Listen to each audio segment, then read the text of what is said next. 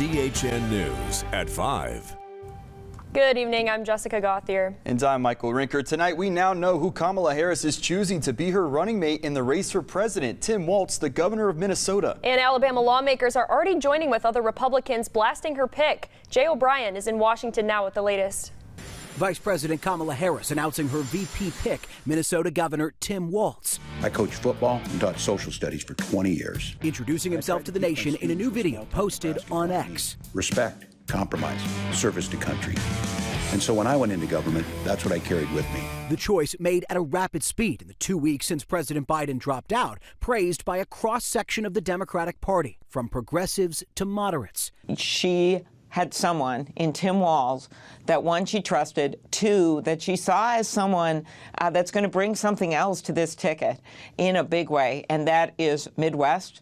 President Biden calling both Harris and Walz today. The vice president, sources familiar with the decision tell ABC News, drawn to Walz's Midwestern roots, his executive experience as governor, and his background, a former teacher, longtime member of the Army National Guard, and congressman with a history of supporting blue-collar issues.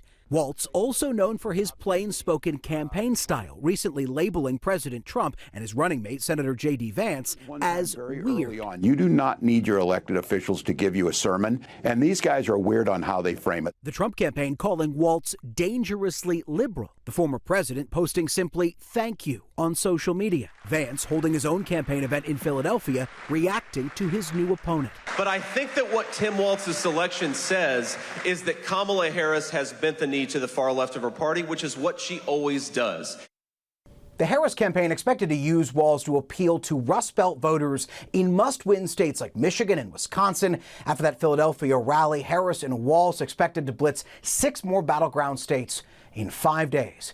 Jay O'Brien, ABC News, Washington. Republicans are blasting the choice for VP, labeling him a radical for the way he handled Black Lives Matter protests in 2020 and progressive policies he enacted as governor of Minnesota. Alabama Senator Katie Britt posting on X, Harris-Walz is the most radically liberal ticket in American history. And her colleague, Senator Tommy Tuberville, mirroring that with his post on X, saying it's not just the most socialist ticket in U.S. history, it's the most anarchist. ABC World News Tonight will have more on today's VP pick coming up at 5:30.